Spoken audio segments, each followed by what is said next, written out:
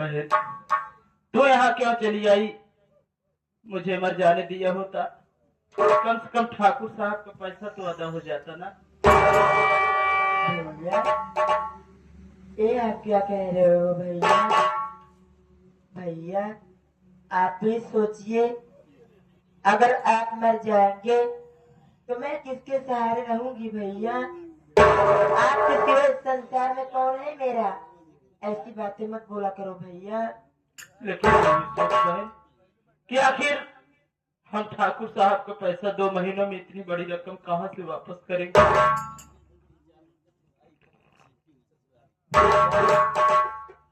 आज से मैं जंगल में लकड़ी काटने जाऊंगी भैया, और मैं लकड़ी काट कर मैं बाजार में ले जाकर बेचूंगी, और मैं 1 पैसे इकट्ठे करके मैं ठाकुर साहब का 1 रुपए का हिसाब कर दूंगी भैया। और भैया साथ में मैं आपका भी इलाज करवाऊंगी। मेरी अच्छी बहन तू कितनी महान है। भगवान से ही मांगता हूँ कि भगवान अगर इस दुनिया में किसी भी भाई को बहन देना तो मेरी सपना बहन जैसी बहन देना। बहन देख तू सयानी हो चुकी है, तेरी शादी की चिंता रहती है। मैं तुझसे एक बात कहना चाहता हूँ, मेरी बात सुन बहन।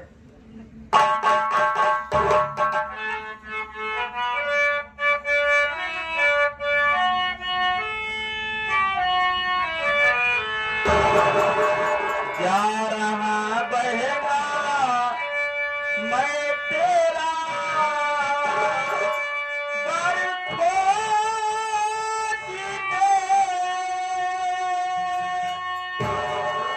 काम होने से पहले चला जाऊंगा।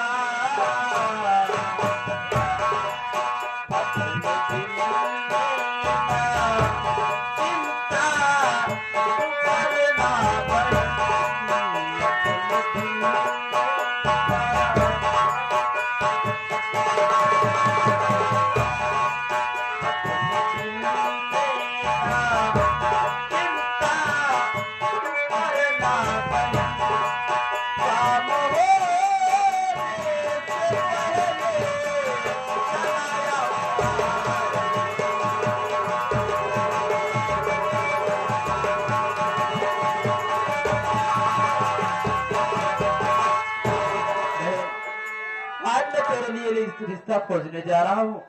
मैं जानता हूँ कि तू मेरी फिक्र बहुत करती है, इसलिए तुझे पहले ही समझा रहा हूँ कि बहन तू किसी बात की चिंता मत करना।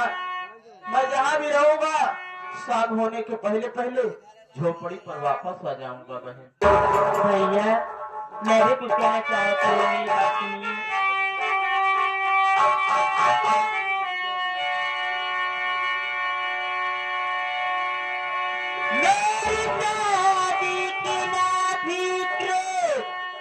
भैया करो दादी अपनी रचाओ बिजान, एक प्यारी सी भाभी हमारे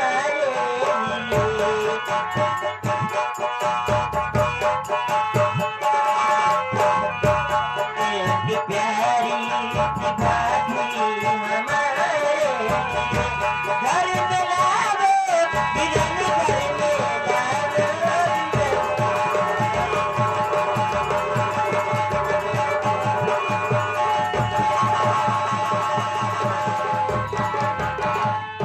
भैया आप मेरी शादी के बारे में सोच रहे हो?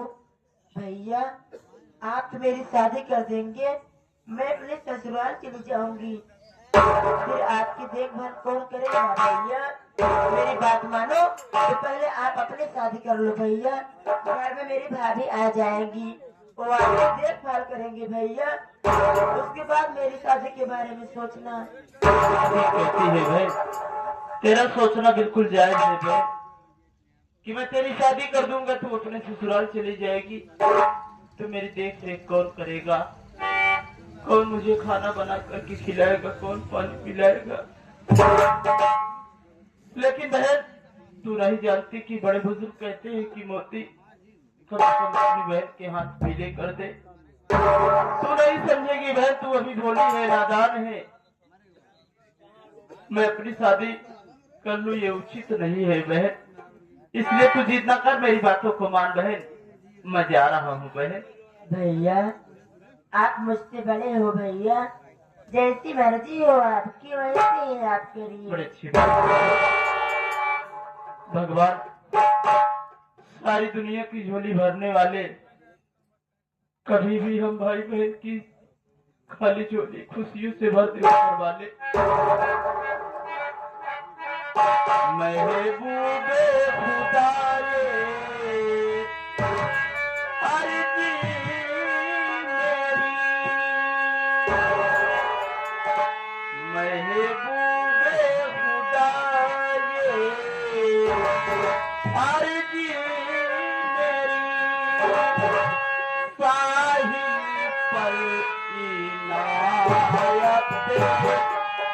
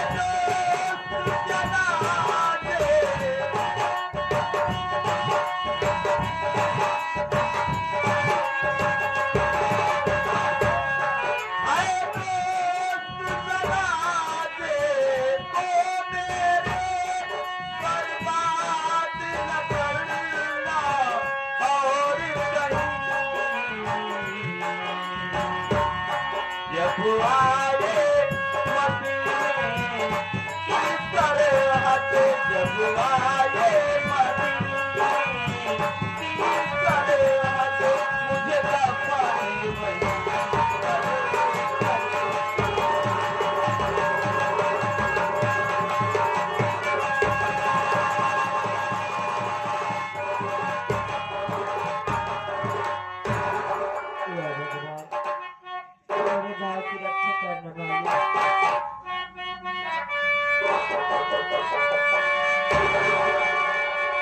दुखी न रहता, पहले न जाता, विपत दिया जन्म के, हे विधाता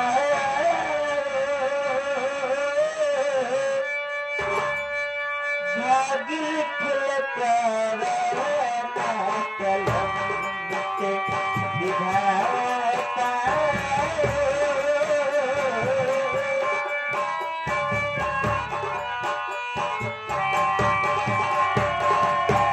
दुख न रहता, सहलो न जाता, दुख न रहता, सहलो न जाता, विपत दिया जन्म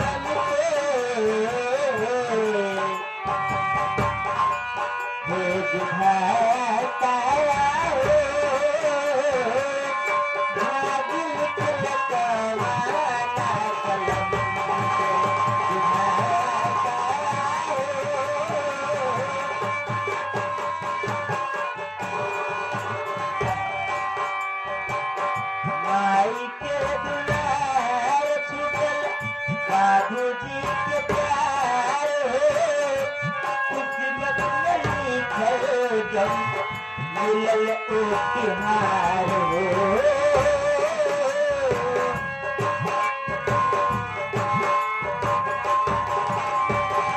माई के दुलार छुपल यारो जी के प्यार हो।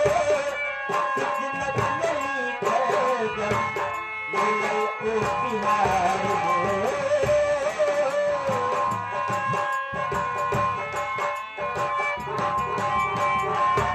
जब दुख भुलाइले भूले न पाइले। जब दुख भुलाइले भूले न पाइले। खुशी देख छीन लेला झट से। हे विधाता हो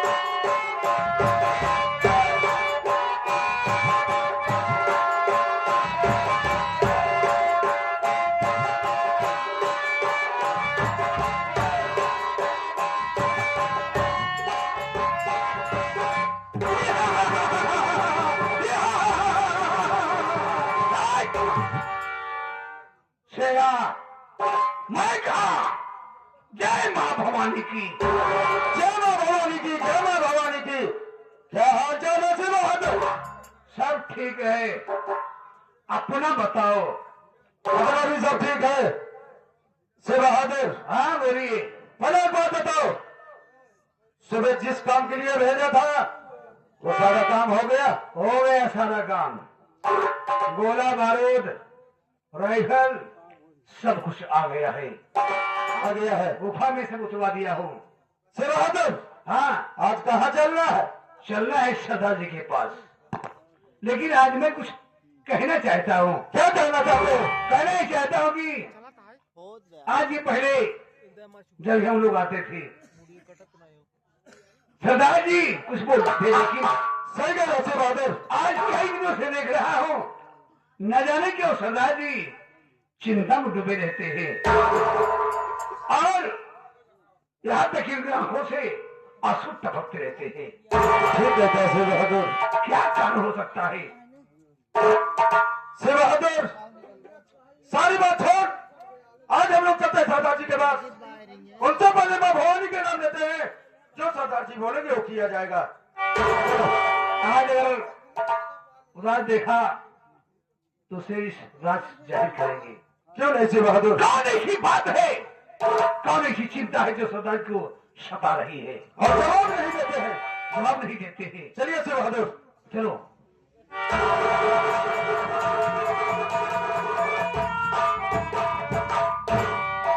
सरदार जी जय मां भवानी की।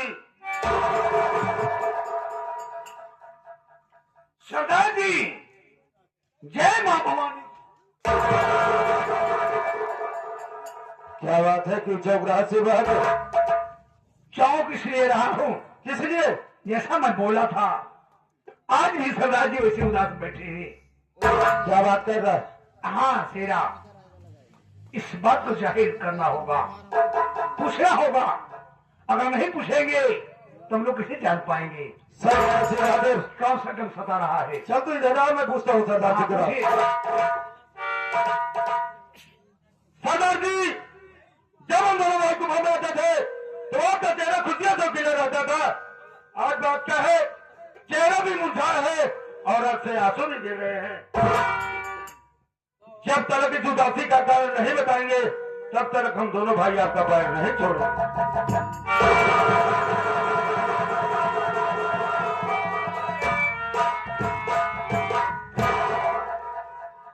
शेरा सिंह, तुम लोग मेरे उदासी का कारण जानना चाहते हो?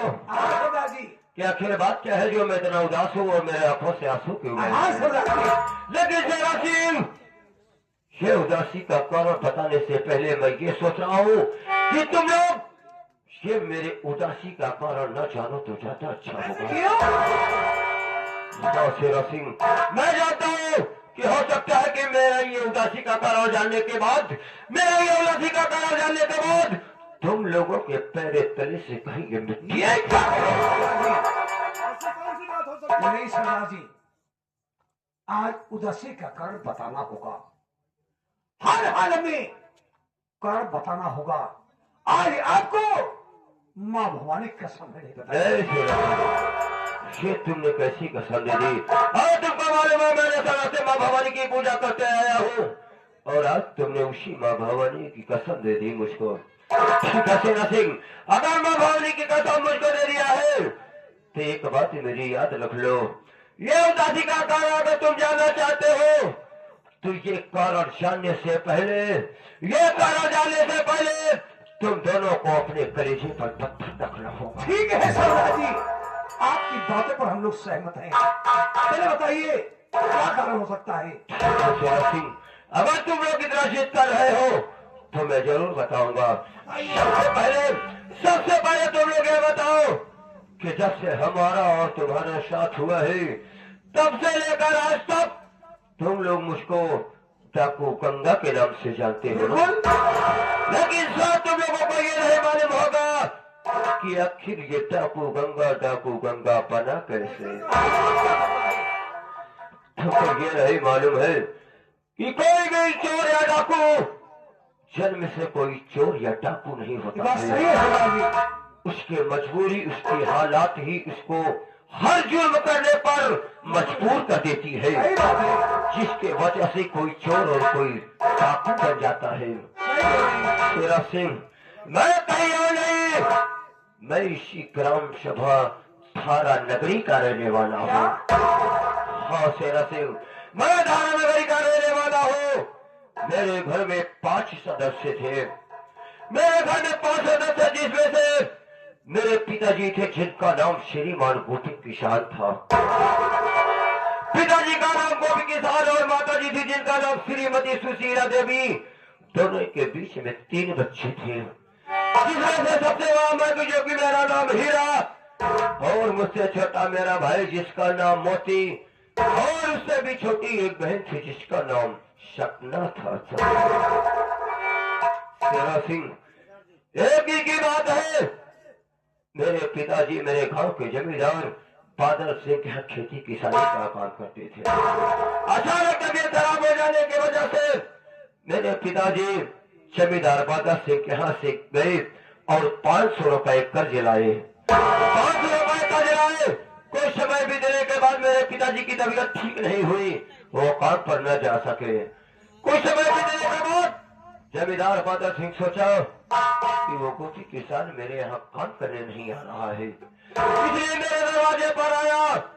उस समय मेरी माँ घर पर नहीं थी, हम भाई बहन वो खाना खिलाने के लिए गांव में मांगने के लिए गई हुई होती है। उसी वक्त वो जमींदार बादल सिंह आता है और मेरे पिताजी से अपना पैसा मांगने लगता है। मेरे पिताजी बोलते हैं कि जमींदार साहब अभी आपका पैसे देने के लिए मेरे पास कुछ भी नहीं है, कुछ दिन का वक्त मुझको दे दीजिए, मेरी तबीयत ठीक हो जाएगी तो मैं आपके यहाँ मेहनत मजदूरी खेती किसानी का काम करके एक पाई छुपा दूंगा। सबके बात वो हरामखोर बादल सिंह सुनता है। जब ये बात वो बादल सिंह सुनता है, उठाता है अपनी बंदूक और मेरे पिताजी को साला गोली मार देता है। शेरा सिंह, इतना ही नहीं शेरा सिंह, मेरे पिताजी को जब गोली मार देता है तो ये गोली की आवाज मेरी माँ को सुनाई देती है। वो भागी भागी घर पर आती है और क्या देखती है कि मेरे पिताजी जमीन पर तड़फड़ा रहे हैं। मेरे पिताजी जमीन पर पतावा रहे हैं, दूसरी तरफ वो हरामखोर बादल से ठहाके मार कर हंस रहा है।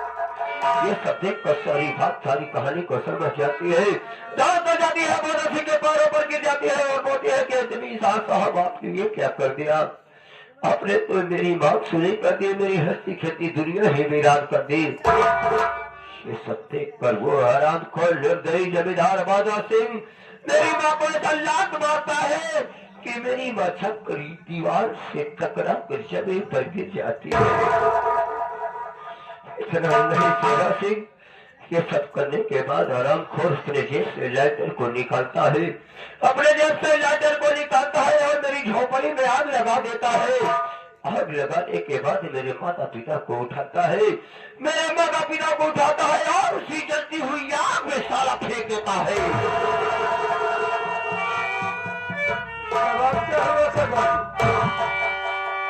मैं ये सब देखता रहा, अपने भाई बहनों से बात आई, ये सब देखकर मैं बर्दाश्त नहीं कर पाया, भागा भागा गया उस जमींदार की गिरफ्तार पर अपने हाथ को डाल दिया। वो जमींदार देखता है कि छोटा सा लड़का मेरी गिरफ्तार पर हाथ डाल देता है, उठाता है अपनी बंदूक, उठाता है अपनी बंदूक और बंदूक के पर से मेरे सर पर वार कर देता है। मैं जमीन पर गिर जाता हूँ। उसके बाद मुझको कुछ नहीं मालूम कि मैं कहाँ किस स्थिति में हूँ। उस समय बाद बीतने के बाद जब मुझको होश आता है तो मैं क्या देखता हूँ कि चंबल घाटी में डाकुओं के गिरोह में मौजूद हूँ। मैंने सरदार जी से बोला कि सरदार जी आखिर मैं यहाँ पर कैसे? सरदार जी बोले कि बेटा तुमको सारी बात बताऊंगा, लेकिन सबसे पहले तुम ये बताओ कि तुम पहाड़ी के नीचे मुझको इस हालत में मिले। अरे आखिर तुम्हारे साथ ऐसा कौन क्या नाम है, कहाँ के रहने वाले हो? मैंने सरदार जी से अपनी आप बीती बताई।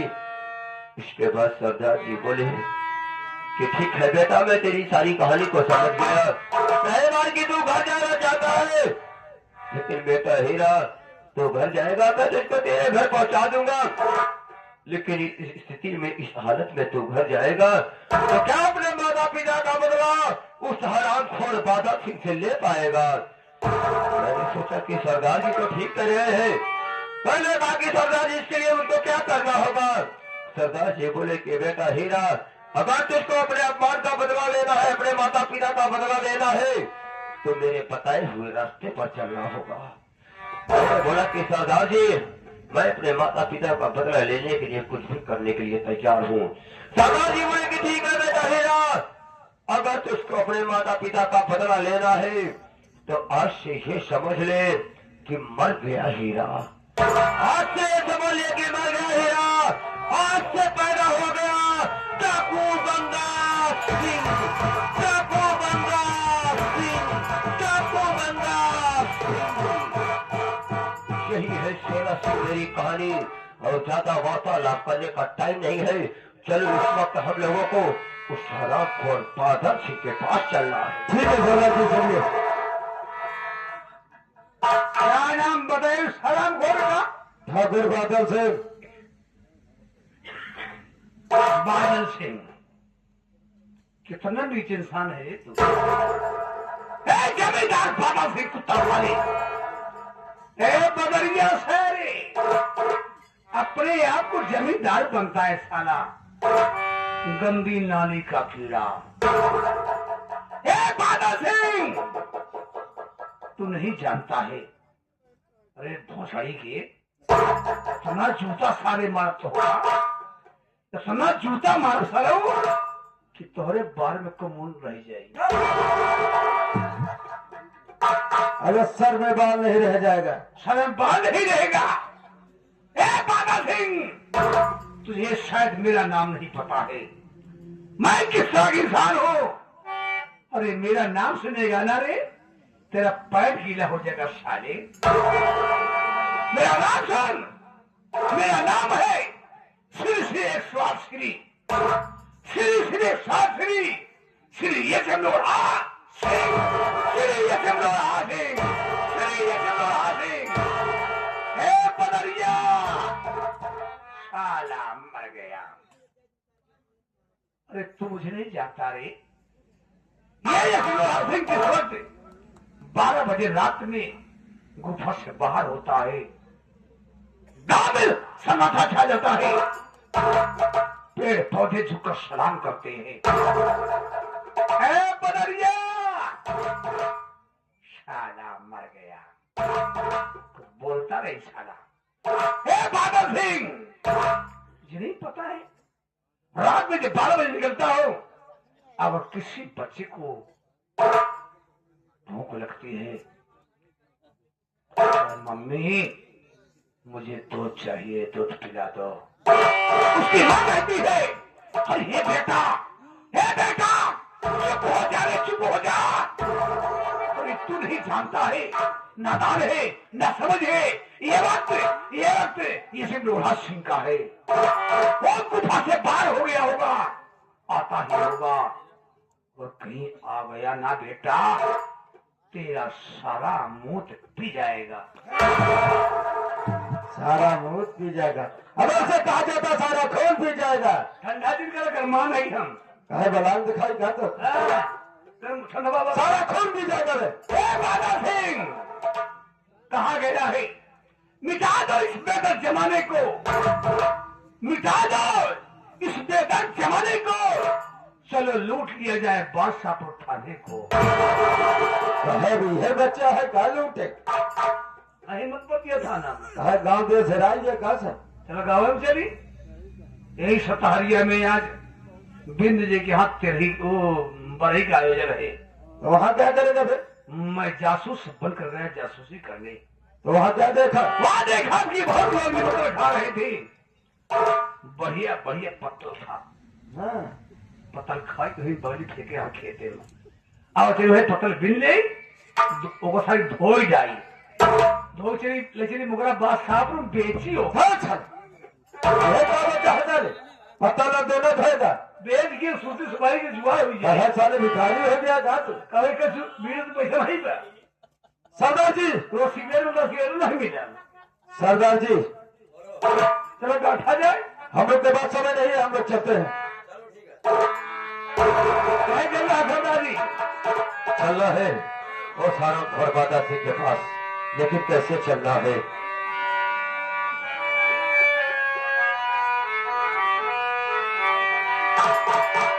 चाहने वालों का अरमान बड़ा तगड़ा है,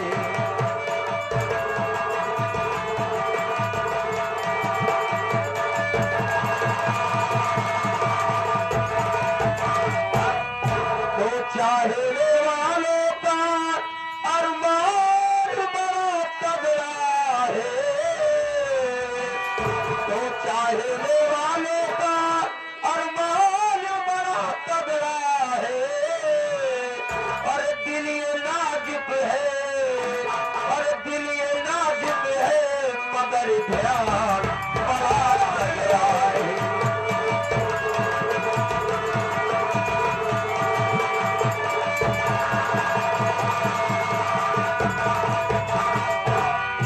तो चाहने वालों का अरमान बड़ा तगड़ा है, दिल ये नाजुक है, मगर ध्यान बड़ा तगड़ा है, तो सिर्फ यही नहीं मैदान बड़ा तगड़ा है, तो सिर्फ यही नहीं अरे मैदान बड़ा तगड़ा है, अरे आज मैदान अरे आज मैदान पहलवान बड़ा तगड़ा है। जय राम, जय राम हमारी।